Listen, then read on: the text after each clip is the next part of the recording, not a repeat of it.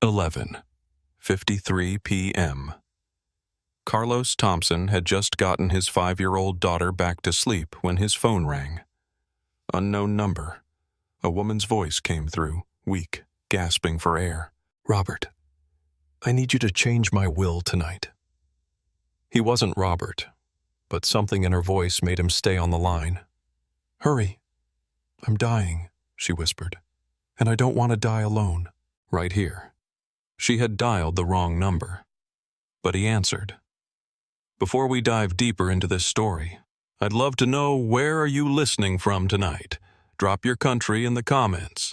And if you're new here, consider subscribing so you don't miss what happens next. Now, let's continue." The call had come 3 hours earlier when Candace Price was still pretending she had control. At 2:00 in the morning. She had woken to a pain so sharp it felt like her chest was caving in on itself. The night nurse rushed in, followed by Dr. Harrison, who spoke in that calm, measured tone doctors use when they don't want to cause panic. But Candace had built a $4, $7 billion empire by reading people. She knew what his eyes were saying, even before his mouth caught up. Tonight might be the night. She had sent everyone away. The nurse, the doctor, her assistant, who had been sleeping in the waiting room. Candace Price had never let anyone see her weak, and she wasn't about to start now, not even at the end. The penthouse suite at St. Grace Private Hospital was larger than most apartments. Fresh flowers were delivered every morning. White lilies, her favorite, though no one had ever asked if they were her favorite. Someone had simply decided that white lilies were appropriate for a woman of her stature. The sheets were Egyptian cotton. The view overlooked the city skyline, and none of it mattered. At 3:30 in the morning, Candace lay alone in the darkness, listening to the steady beep of the heart monitor, and felt something she hadn't allowed herself to feel in decades: fear. She reached for her phone on the nightstand. Her hands were trembling, partly from the medication, partly from something else entirely. She needed to call Robert, her attorney. There were changes to be made to her will. The board of directors had been circling like vultures for months, and she refused to let them pick apart everything she had built. Her vision blurred as she scrolled through her contacts. The letters swam together. She pressed what she thought was the right name and held the phone to her ear. It rang once, twice, 3 times. Then a man's voice answered, deep and tired. "Hello? Robert, I need you to change my will tonight.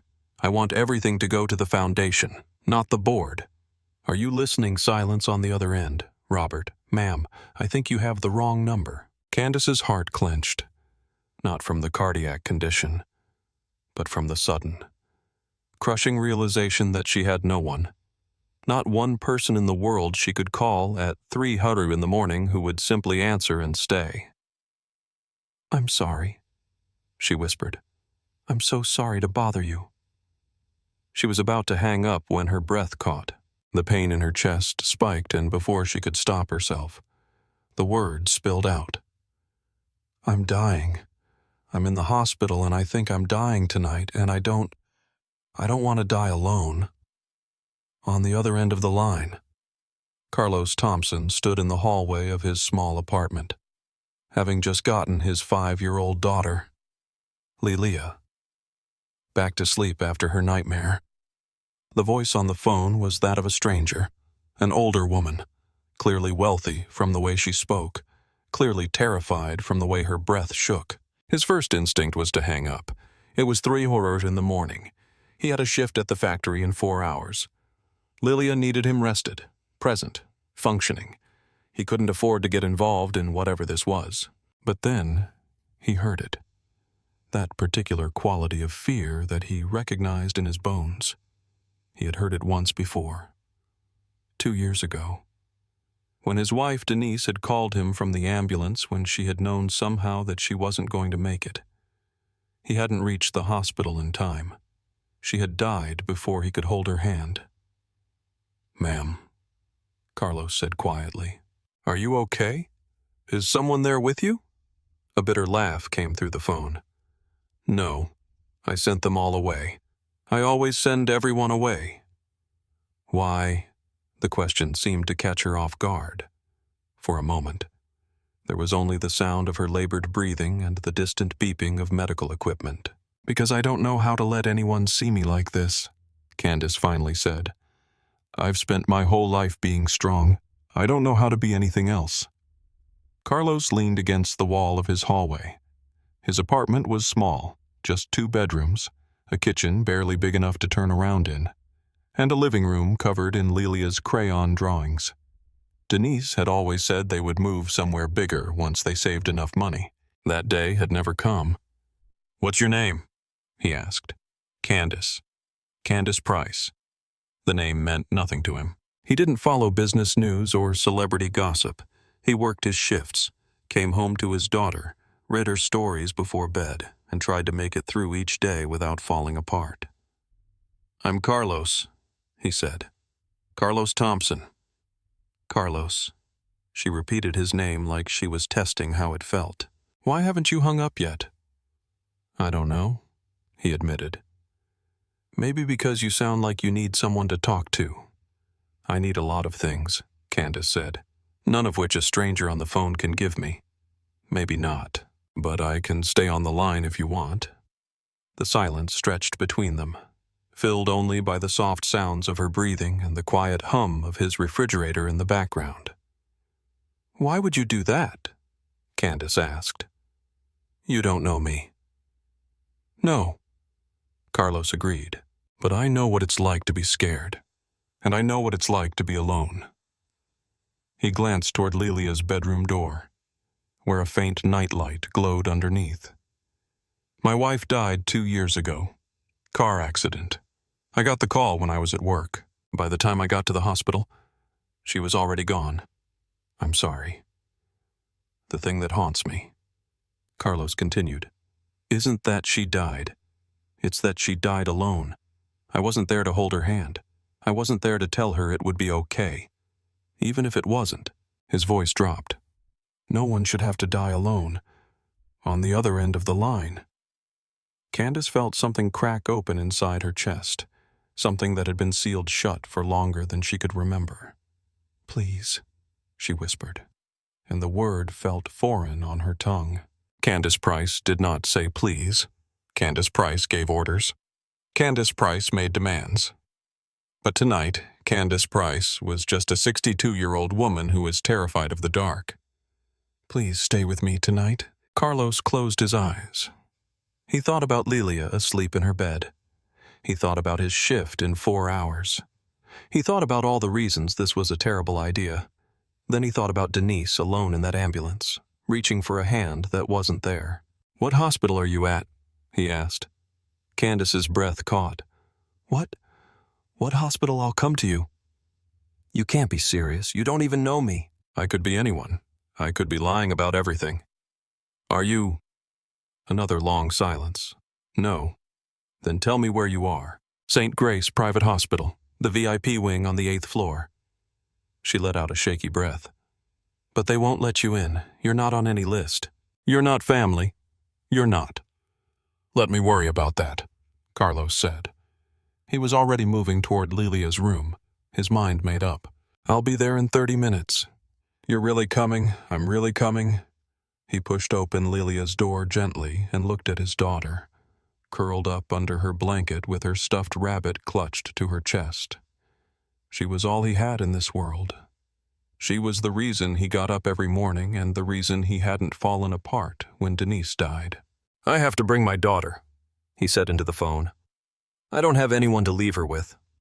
"Your daughter?" "She's 5. Her name is Lilia." Candace was quiet for so long that Carlos thought the call had dropped.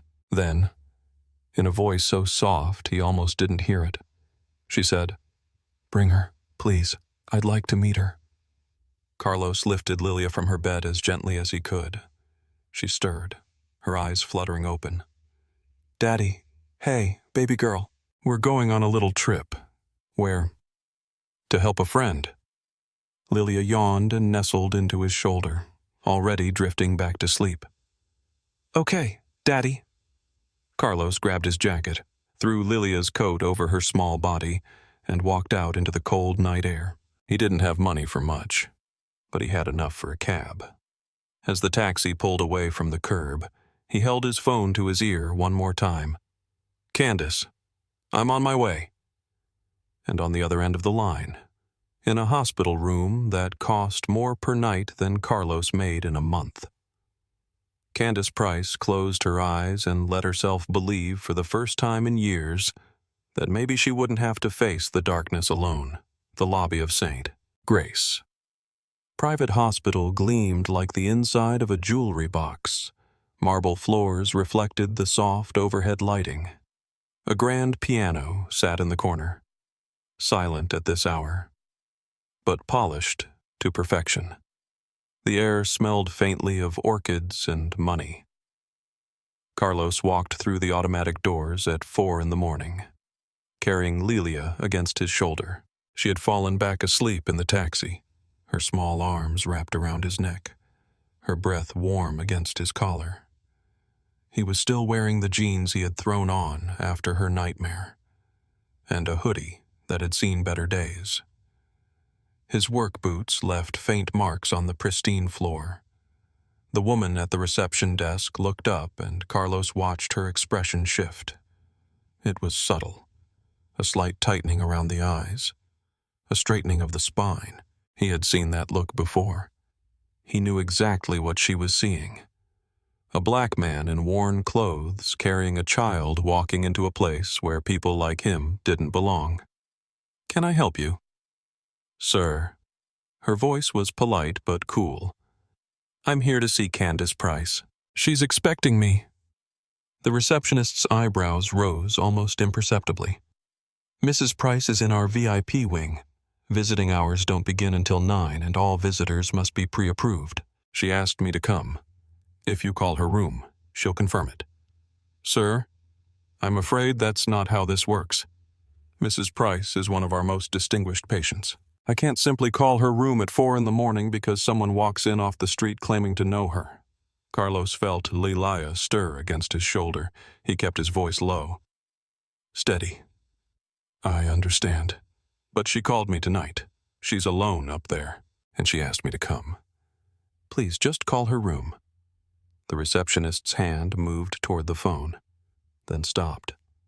Her eyes flicked to the security guard standing near the elevator bank, a large man with a shaved head who had been watching the exchange with growing interest. "Perhaps you should wait in the lobby while I sort this out," she said in a tone that made clear she had no intention of sorting anything out. The security guard was already walking over. He positioned himself between Carlos and the elevator, arms crossed over his chest. "Is there a problem here?" "No problem," Carlos said. "I'm just trying to visit a patient." The guard looked him up and down, his gaze lingering on Carlos's worn clothes, on the sleeping child in his arms. "The VIP wing isn't open to the public. Maybe you've got the wrong hospital." "I don't have the wrong hospital. Candace Price called me 3 hours ago. She asked me to come." The guard exchanged a glance with the receptionist. A small, knowing smile passed between them. "Right. The billionaire called you in the middle of the night, and you just happened to decide to come visit with your kid." Carlos felt something hot flare in his chest, but he kept it contained. Getting angry wouldn't help. Getting angry never helped. Lilia lifted her head from his shoulder, blinking in the bright lights. "Daddy, where are we?" He smoothed her hair back from her face. "We're at a hospital, sweetheart. Daddy's trying to visit a friend." "Is your friend sick?" "Yes." "Baby, she's very sick." Lilia looked around at the gleaming lobby, at the security guard blocking their path, at the receptionist watching with thinly veiled suspicion. Then she looked back at her father with those big brown eyes that reminded him so much of Denise. "Why won't they let us see her?" Carlos didn't have an answer for that. The security guard stepped closer. "Sir, I'm going to have to ask you to leave. If you'd like to come back during visiting hours with proper identification and authorization, just call her room." Carlos kept his voice calm, but there was steel beneath it. "Now. That's all I'm asking. One phone call. If she doesn't know who I am, I'll leave. But if she does, you're keeping a dying woman from the one person she asked to see tonight. Something in his words, or maybe in his eyes, made the guard hesitate. The receptionist picked up the phone.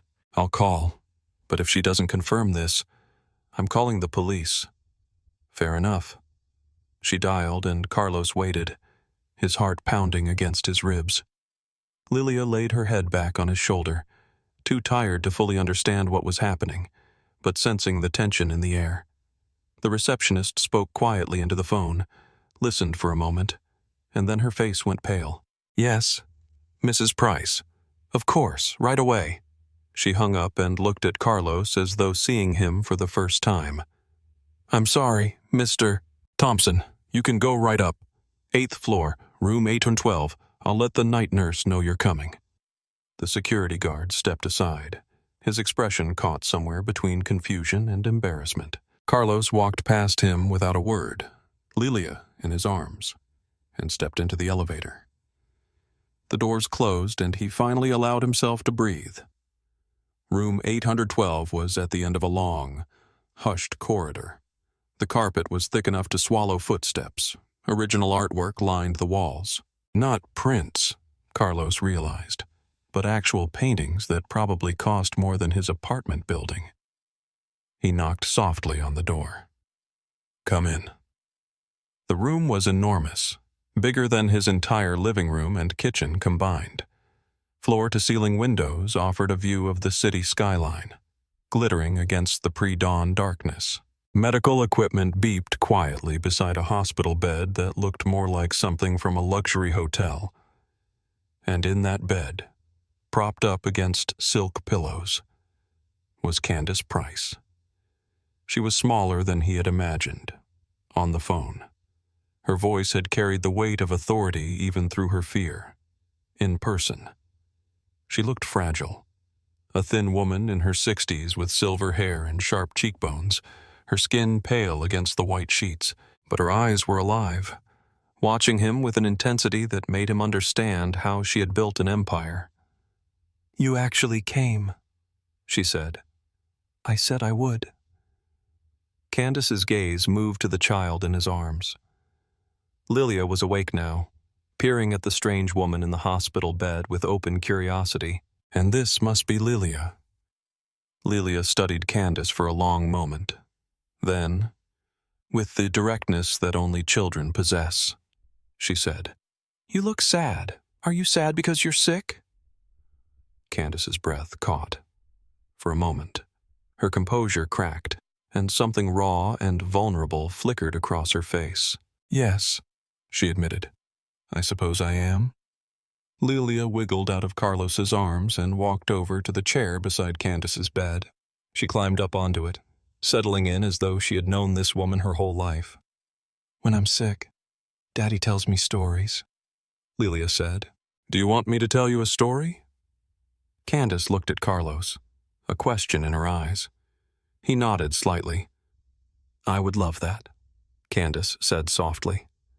And so, at 4:30 in the morning, in a hospital room that cost more per night than Carlos made in a month, a 5-year-old girl began to tell a story about a princess who had a cat that could fly. The story made no sense. It wandered and circled back on itself, introduced characters who were promptly forgotten, and ended somewhere entirely different from where it began. But Candace listened to every word as though it were the most important thing she had ever heard. When Lilia finally trailed off and curled up in the chair, her eyes growing heavy. Candace turned to Carlos. She's beautiful, she said. She looks like she has her mother's eyes. She does. Carlos settled into the other chair, the one closer to the door.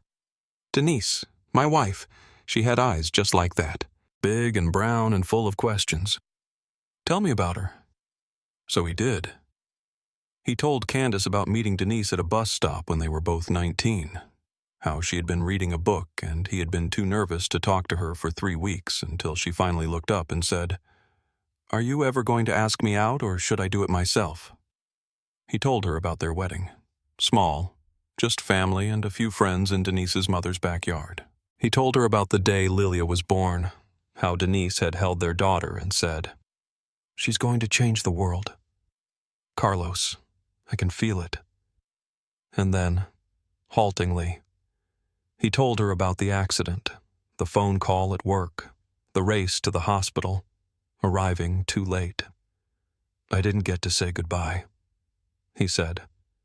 "She was already gone by the time I got there. And for a long time, I was so angry at her for leaving, at myself for not being there, at God for taking her." He looked at his daughter, sleeping peacefully in the chair. "Leah saved me. Not because she did anything special, just because she needed me. Some days being needed is the only reason to keep going."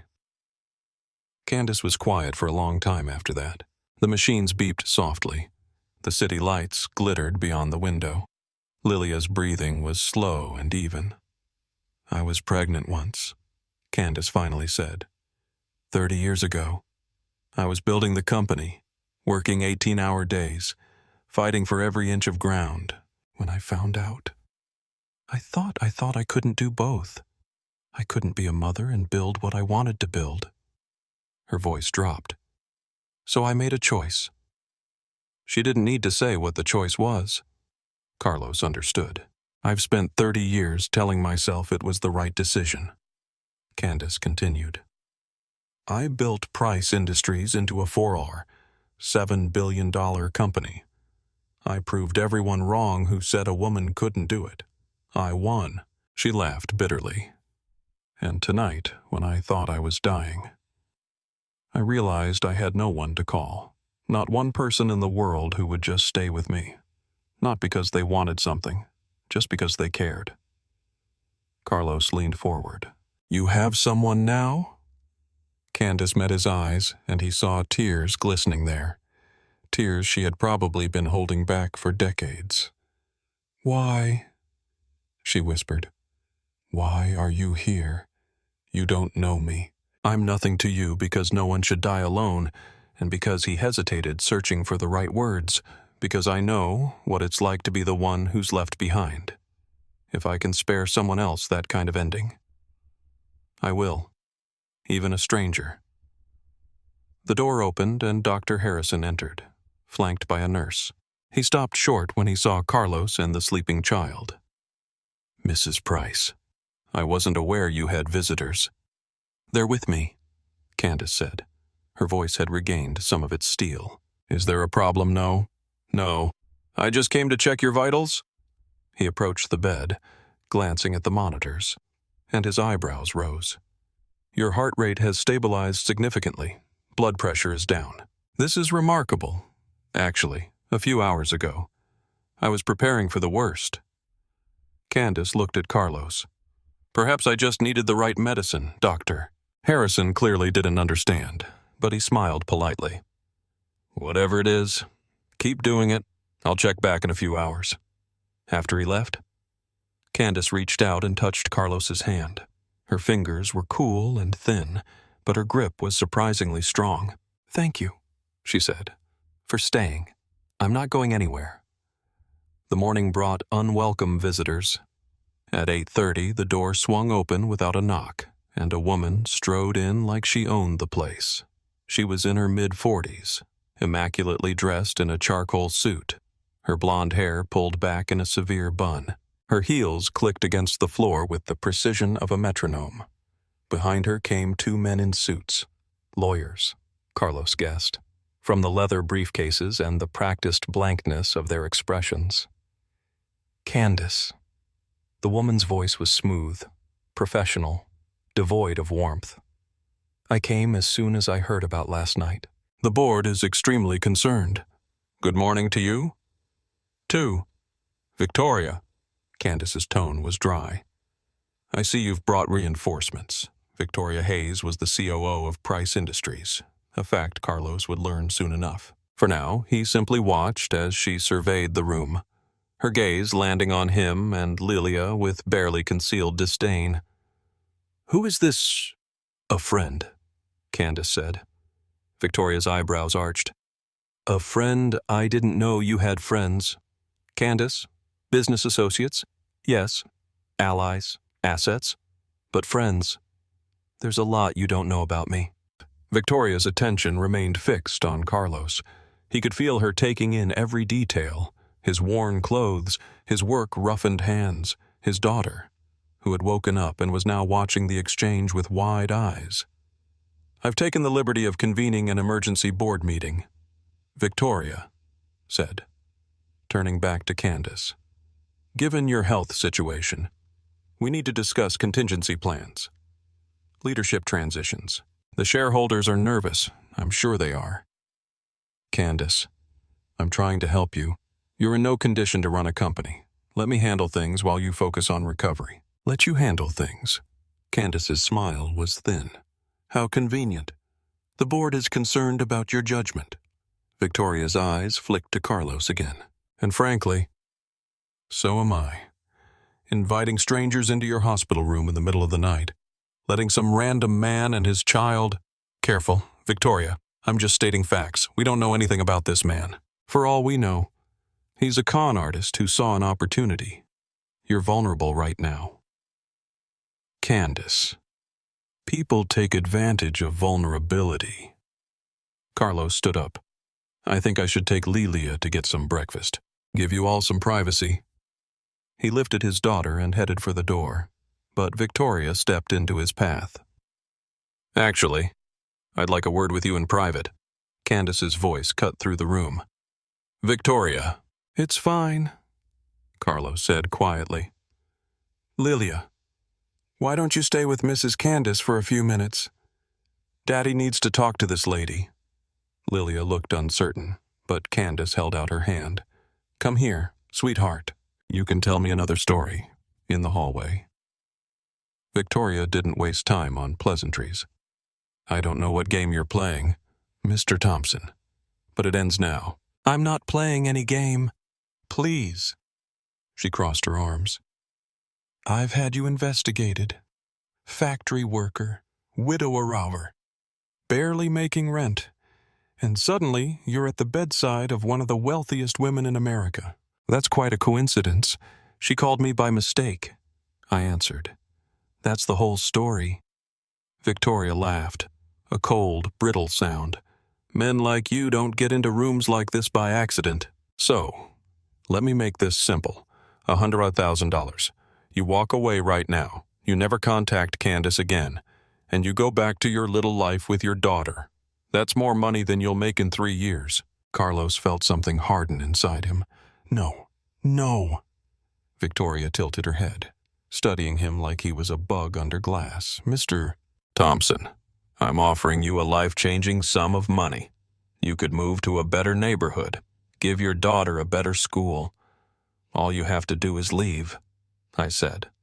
"No." "Why?" Genuine confusion flickered across her face. "What could you possibly want from her that's worth more than $100,000? Carlos looked at her for a long moment, at her expensive suit and her perfectly manicured nails, and her eyes that saw everything in terms of transactions. "You really don't understand, do you?" he said softly. "Not everything is about money." "Candace asked me to stay. Asked me to—" "So? I'm staying? It's that simple?" Victoria's expression hardened. "You're making a mistake. You don't belong in this world, Mr. Thompson. You're going to get hurt, and worse. You're going to hurt her." She turned and walked back into Candace's room, leaving Carlos alone in the corridor. He stood there for a long moment, her words echoing in his mind. "You don't belong in this world." And she was right. He didn't. Everything about this place, these people, this situation was foreign to him. He was a factory worker from a 2-bedroom apartment. What was he doing here? But then he heard it through the cracked door, the sound of Lilia's voice telling another one of her rambling stories, and beneath it, something he hadn't heard before. Candace Price was laughing. He pushed the door open and went back inside. The confrontation came to a head that evening. Victoria had spent the day mobilizing the board of directors, organizing a video conference that filled Candace's hospital room with faces on multiple screens. men and women in expensive suits, all speaking in careful corporate language about leadership transitions and shareholder concerns and mental competency evaluations. Carlos sat in the corner with Lelia, watching as Candace fought back with a ferocity that belied her fragile appearance. But he could see it taking a toll on her. Her face grew paler with each passing hour. Her hands trembled as she gripped the bed rails. Finally, when the last screen went dark, Candace slumped back against her pillows. "They're going to take everything from me," she said quietly. "Everything I built. Can they do that? They can try. Victoria's been planning this for years, positioning herself, building alliances on the board. She just needed an opportunity." Candace laughed bitterly. "I gave her one by getting sick." Lelia had been playing quietly on the floor, but now she looked up with a frown. "Daddy, I heard that lady saying mean things on the phone about you, about us." Carlos's jaw tightened. "What did you hear?" "Baby." "She said she was going to make us go away," she said. "Mrs. Candace doesn't need us." Candace's expression shifted, something dangerous flickering in her eyes. She said that Lilia nodded solemnly. Candace looked at Carlos. "I'm sorry. I'm so sorry you've been dragged into this. Victoria's right about one thing. I don't have friends. I have people who want things from me. I don't know how to be anything else." Her voice cracked. "You should go take Lilia and go home. I'll be fine. Will you? I've been alone my whole life. I can handle a few more weeks." Carlos should have agreed. He should have taken his daughter and walked out the door and never looked back. This wasn't his world.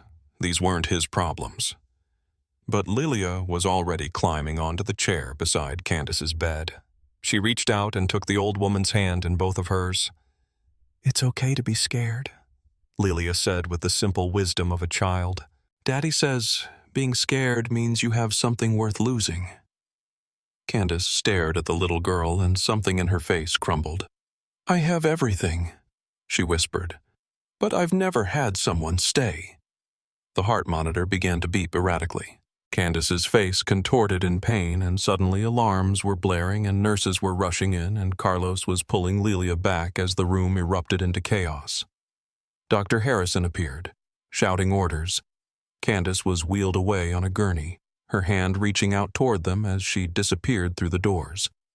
And then she was gone, and Carlos was standing in an empty room with his daughter in his arms, not knowing if Candace Price would survive the night. The waiting room smelled like antiseptic and stale coffee. Carlos sat in a plastic chair with Lilia curled up in his lap, her face pressed against his chest.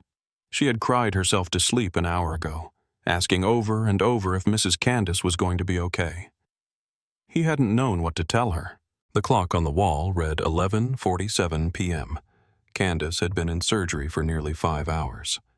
Carlos stared at the double doors that led to the operating rooms, willing them to open, willing someone to come out with news.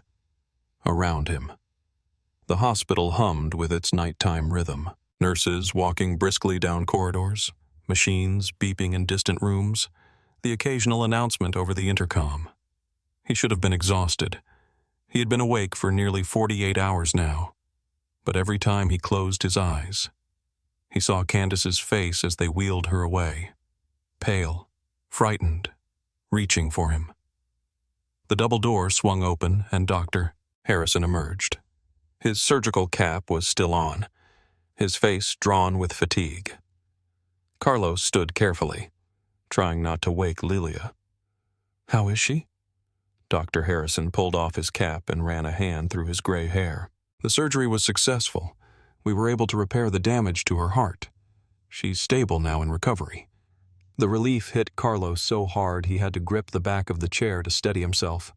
"She was asking for you," Dr. Harrison continued.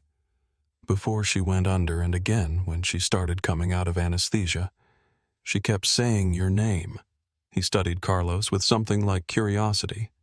"I've been Mrs. Price's physician for 12 years. I've never seen her ask for anyone. Can I see her? She needs rest. But yes, briefly. I think it would do her good." The recovery room was dimmer than her previous suite, filled with more machines, more monitors.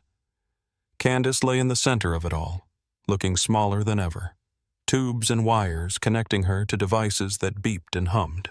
But when Carlos approached with Lilia still sleeping in his arms, her eyes fluttered open. "You came back."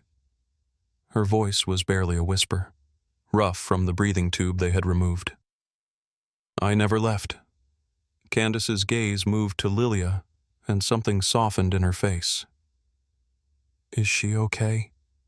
She was worried about you, cried herself to sleep, asking if you were going to be all right." A tear slid down Candace's cheek, disappearing into the pillow. "No one's ever worried about me before. Not like that. Not without wanting something in return." Carlos pulled a chair close to the bed and sat down, adjusting Lilia in his arms. "She likes you," she said. "You laugh like her mother." Candace closed her eyes for a moment. When she opened them again, they were clearer, more focused. "I said terrible things to you before I told you to leave. You were scared. That's not an excuse. I've spent my whole life pushing people away the moment they get too close. It's the only way I know how to protect myself." She reached out, her hand trembling, and touched his arm. "But I don't want to push you away. Carlos, I don't want to die alone. And I don't want to live alone either." "Then don't." The next morning, Victoria Hayes arrived at the hospital with a team of lawyers and a confident smile. She had spent the night preparing documents, power of attorney transfers, competency evaluations, board resolutions. By the time she walked into Candace's room, she was certain the battle was already won. She was wrong. Candace was sitting up in bed, color returning to her cheeks, a fire in her eyes that Victoria hadn't seen in years, and standing beside her like a sentinel was Carlos Thompson with his daughter. "Candace." Victoria's smile faltered slightly. "You're looking better." "I'm relieved. I'm sure you are. I've brought some paperwork. Given everything that's happened, the board believes it's time to discuss a formal transition of leadership for your own well-being." "Of course. Of course." Candace's voice was calm, almost pleasant. "And you've positioned yourself to take over, I assume." Victoria had the grace to look slightly uncomfortable. "The board has confidence in my abilities to lead the company through this difficult time. I'm sure they do." Candace pressed a button on her bed and the door opened to admit 3 people, 2 men and a woman, all in expensive suits. Victoria.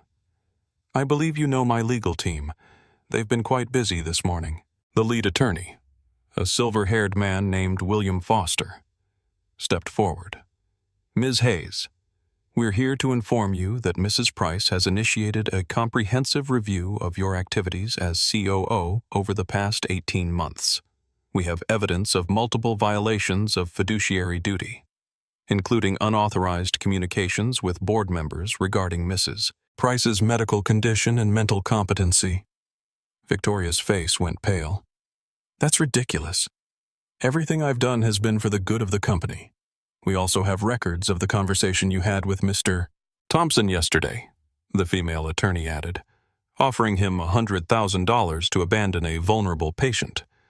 "That's going to be very interesting to the ethics committee. I was protecting Candace from a potential con artist." Candace laughed, a genuine full laugh that seemed to surprise everyone in the room, including herself. "Victoria, the only con artist in this room is you. And the sad thing is, I always knew it. I just didn't care because I thought caring was weakness."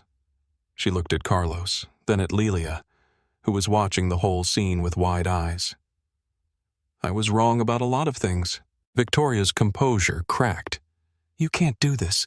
The board will never support you over me. The board will support whoever holds the majority shares. And last time I checked, that was still me." Candace's voice hardened. "I'm stepping down as CEO. Victoria, but not so you can take over. I'm appointing an interim leadership team while we conduct a full investigation into your conduct. And then I'm restructuring the entire company. You're making a mistake." "No. I made mistakes for 40 years. building an empire and calling it a life, pushing away everyone who might have loved me because I was afraid of being weak. Candace's gaze drifted to the window to the morning light streaming through. I almost died last night, and when I was on that operating table. The only thing I could think about was a stranger who answered a wrong number and a little girl who told me stories about flying cats. She looked back at Victoria. That's what I want to be remembered for. Not quarterly earnings, not stock prices. Connection. Human connection. Victoria gathered her documents with trembling hands. This isn't over. Yes, it is. Goodbye. Victoria. After she left. Candace slumped back against her pillows, the fight draining out of her. Carlos moved closer, concerned. Are you okay? I'm tired, she admitted. But it's a good tired. For the first time in years, I feel like I'm awake. 6 months later, the foundation launched. They called it Stay With Me, a support network for single parents and children who had experienced loss. It funded grief counseling, child care assistance, emergency financial aid, and most importantly, community programs that brought people together. No one would have to face their darkest nights alone. Candace had stepped away from Price Industries entirely, selling most of her shares to fund the foundation. She kept enough to live comfortably, but the penthouse apartment was gone, replaced by a modest townhouse in a quiet neighborhood. She told reporters it was a downgrade. It was the first home she had ever actually lived in. Carlos never took a salary from the foundation despite Candace's offers. Instead, he served as an advisor, helping to shape programs based on his own experience. He still worked at the factory. The routine grounded him, and he liked his co-workers. But his hours were more flexible now. He had time to pick Lilia up from school, to help with homework, to be present in ways he couldn't before. They didn't put a label on what they were to each other. Not yet. Maybe not ever. Some relationships defied easy categorization. Not quite romantic, not quite platonic, but something deeper and more durable than either. They were two people who had been broken by life and had somehow found their way back to wholeness together. On a quiet Tuesday evening, Candace came over for dinner. The apartment was the same one Carlos had lived in for years, small, cramped, the walls still covered in Lilia's crayon drawings. But there were new additions now. A painting Lilia had made of the princess and the flying cat and Mrs. Candace hung in a place of honor above the television. A photograph on the bookshelf showed the three of them at the foundation's opening ceremony, Lilia holding both their hands, after dinner. Lilia demanded a story. She curled up on the couch between them and Candace, who had never read a bedtime story in her life before 6 months ago, opened a worn picture book and began to read. Carlos watched them from the kitchen doorway, drying dishes, his heart full in a way he hadn't thought possible after Denise died. When Lilia finally fell asleep, they carried her to bed together. Candace pulled the blanket up to the little girl's chin while Carlos placed her stuffed rabbit beside her pillow. They stood there for a moment, looking down at this child who had somehow become the bridge between their two worlds. Back in the living room, they sat on the old couch, close but not quite touching. The city hummed outside the window, distant and irrelevant. "Do you know what scares me the most?" Candace said softly. "What? Not dying. I made my peace with that months ago." She turned to look at him, and in the dim light her eyes were bright. "What scares me is being forgotten, living a whole life and leaving nothing behind but money and buildings. No one to remember that I laughed or cried or loved." Carlos reached over and took her hand. It had become natural now, this small gesture of connection that would have been unthinkable to her a year ago. "I'll remember," he said. Candace smiled. Not the sharp, practiced smile of a CEO, but something softer, more genuine. The smile of a woman who had finally learned that vulnerability was not weakness. "You know," she said that night I dialed the wrong number. "I thought it was a mistake. The worst moment of my life. Reaching out to a stranger because I had no one else. And now I think maybe there are no wrong numbers. Maybe the universe just knew what I needed before I did. They sat together in comfortable silence. Two people who had been shattered by life and had somehow found their way back to each other. Outside, the city lights glittered against the darkness. Inside, the only sound was the soft rhythm of Lilia's breathing from the other room. What if the greatest love stories begin not with grand gestures or perfect timing, but with something much simpler? What if they begin with someone simply staying? Thank you for staying with me through this story. If it touched your heart, hit that subscribe button and turn on notifications. I share stories like this every week. And leave a comment telling me, have you ever had a stranger change your life when you least expected it? I'd love to hear your story. Until next time, take care of each other.